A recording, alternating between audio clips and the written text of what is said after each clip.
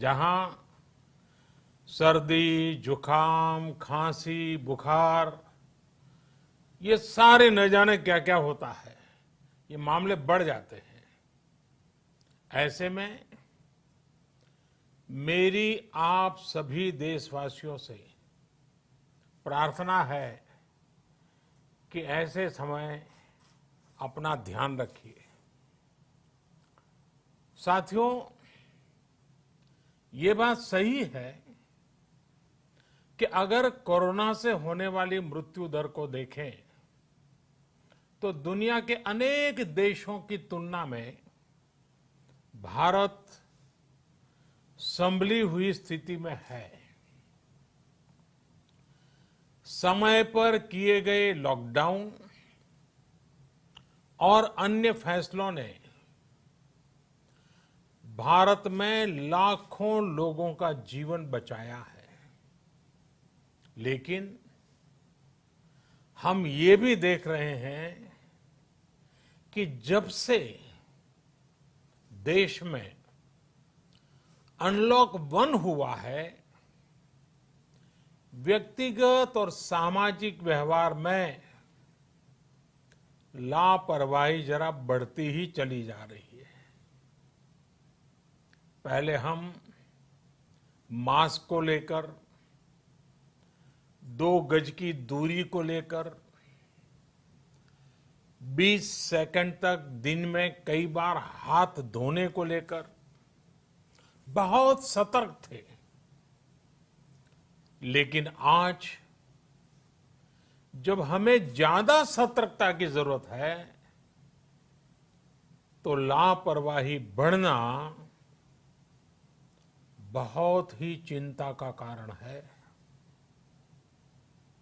साथियों, लॉकडाउन के दौरान बहुत गंभीरता से नियमों का पालन किया गया था। अब सरकारों को, स्थानीय निकाय की संस्थाओं को, देश के नागरिकों को फिर से उसी तरह की सतर्कता दिखाने की जरूरत है। विशेषकर कंटेनमेंट जोन्स, उस पर तो हमें बहुत ध्यान देना होगा। जो भी लोग नियमों का पालन नहीं कर रहे हैं, हमें उन्हें टोकना होगा, रोकना होगा और समझाना भी होगा। अभी आपने खबरों में देखा होगा, एक देश के प्रधानमंत्री पर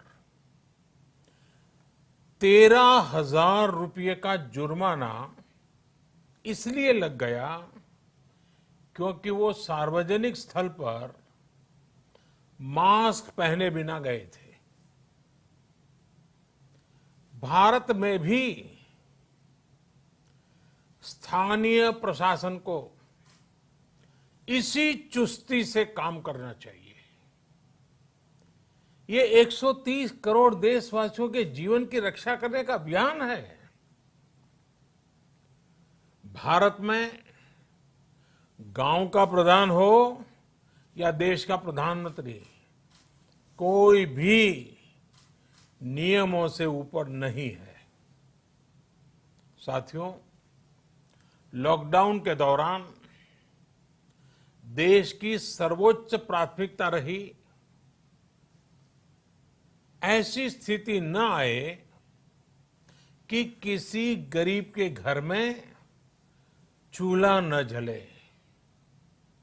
केंद्र सरकार हो, राज्य सरकारें हो, सिविल सोसाइटी के लोग हों, सभी ने पूरा प्रयास किया कि इतने बड़े देश में हमारा कोई गरीब भाई बहन भूखा न सोए। देश हो या व्यक्ति, समय पर फैसले लेने से, संवेदनशीलता से फैसले लेने से किसी भी संकट का मुकाबला करने की शक्ति अनेक गुना बढ़ जाती है। इसलिए लॉकडाउन होते ही सरकार प्रधानमंत्री गरीब कल्याण योजना लेकर आई। इस योजना के तहत गरीबों के लिए 2.25 करोड़ रुपए का पैकेज दिया गया। साथियों, बीते 3 महीनों में 20 करोड़ गरीब परिवारों के जनधन खातों में सीधे 31,000 करोड़ रुपया जमा करवाए गए हैं। इस दौरान 9 करोड़ से अधिक किसानों के बैंक खातों में 18,000 करोड़ रुपए जमा हुए हैं। इसके साथ ही गांवों में श्रमिकों को रोजगार देने के लिए प्रधानमंत्री गरीब कल्याण रोजगार अभियान तेज गति से आरंभ कर दिया गया है। इस पर सरकार 50,000 करोड़ रुपए खर्च कर रही है। लेकिन साथियों, एक और बड़ी बात है जिसने दुनिया को भी हैरान किया है, आश्चर्य में डुबो दिया है। वो ये कि कोरोना से लड़ते हुए भारत में 80 करोड़ से ज्यादा लोगों को 3 महीने का राशन, यानी परिवार के हर सदस्य को 5 किलो गेहूं या चावल मुफ्त दिया गया। इसके अतिरिक्त प्रति परिवार हर महीने 1 किलो दाल भी मुफ्त दी गई। यानी एक तरह से देखें तो अमेरिका की कुल जनसंख्या से 2.5 गुना अधिक लोगों को, ब्रिटेन की जनसंख्या से 12 गुना अधिक लोगों को और यूरोपियन यूनियन की आबादी से लगभग 2 गुने से ज्यादा लोगों को हमारी सरकार ने मुफ्त अनाज दिया है। साथियों, आज मैं इसी से जुड़ी एक महत्वपूर्ण घोषणा करने जा रहा हूं। साथियों, हमारे यहां वर्षा ऋतु के दौरान और उसके बाद मुख्य तौर पर कृषि क्षेत्र में, एग्रीकल्चर सेक्टर में ही ज्यादा काम होता है। अन्य दूसरे सेक्टरों में थोड़ी सुस्ती रहती है। जुलाई से धीरे धीरे त्योहारों का भी माहौल बनने लगता है।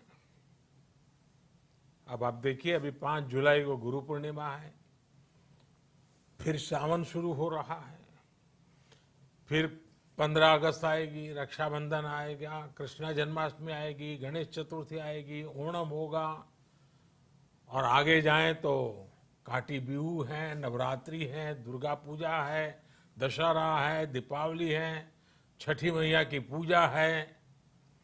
त्योहारों का ये समय जरूरतें भी बढ़ाता है, खर्च भी बढ़ाता है। इन सभी बातों को ध्यान में रखते हुए ये फैसला लिया गया है कि प्रधानमंत्री गरीब कल्याण अन्न योजना का विस्तार अब दिवाली और छठ पूजा तक, यानी नवंबर महीने के आखिर तक कर दिया जाएगा। यानी 80 करोड़ लोगों को मुफ्त अनाज देने वाली ये योजना अब जुलाई, अगस्त, सितंबर, अक्टूबर, नवंबर में भी लागू रहेगी। सरकार द्वारा इन 5 महीनों के लिए 80 करोड़ से ज्यादा गरीब भाई बहनों को हर महीने परिवार के हर सदस्य को 5 किलो गेहूं या 5 किलो चावल मुफ्त मुहैया कराया जाएगा और साथ ही प्रत्येक परिवार को हर महीने 1 किलो चना भी मुफ्त दिया जाएगा। साथियों, प्रधानमंत्री गरीब कल्याण अन्न योजना के इस विस्तार में 90,000 करोड़ रुपए से ज्यादा खर्च होंगे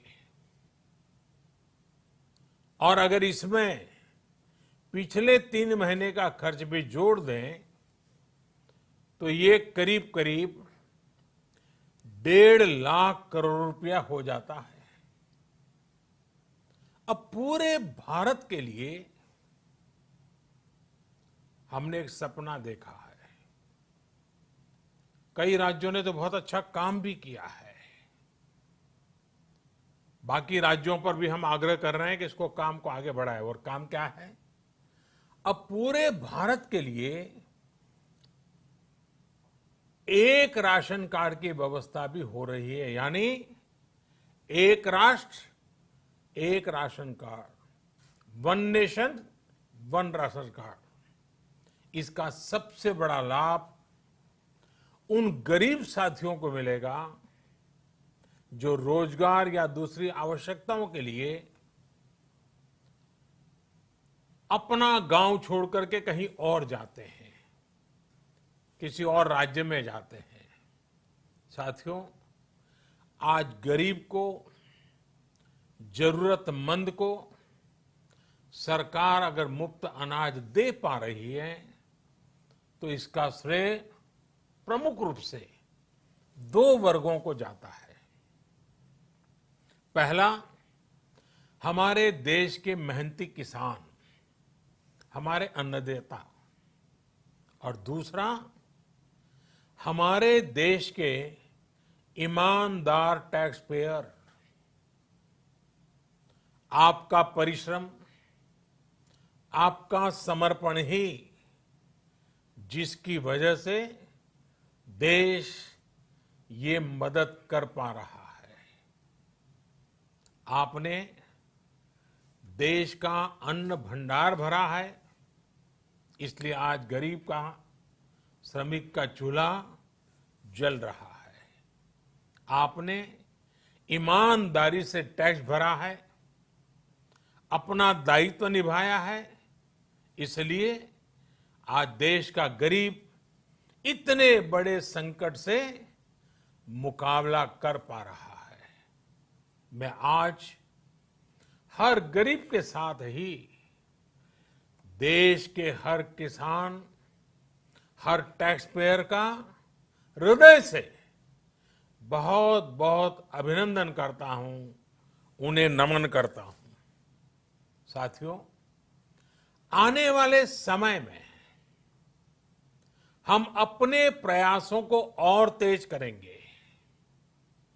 हम गरीब, पीड़ित, शोषित, वंचित हर किसी को सशक्त करने के लिए निरंतर काम करेंगे। हम सारी एहतियात बरतते हुए इकोनॉमिक एक्टिविटीज को और आगे बढ़ाएंगे। हम आत्मनिर्भर भारत के लिए दिन रात एक करेंगे। हम सब लोकल के लिए वोकल होंगे। इसी संकल्प के साथ हम 130 करोड़ देशवासियों को मिलजुल करके संकल्प के साथ काम भी करना है, आगे भी बढ़ना है। फिर से एक बार मैं आप सबसे प्रार्थना करता हूं, आपके लिए भी प्रार्थना करता हूं, आपसे आग्रह भी करता हूं, आप सभी स्वस्थ रहिए, 2 गज की दूरी का पालन करते रहिए, गमछा, फेस कवर, मास्क ये हमेशा उपयोग कीजिए, कोई लापरवाही मत बरतिए। इसी आग्रह, इसी कामना के साथ मैं आप सभी को बहुत बहुत शुभकामनाएं देता हूं। धन्यवाद।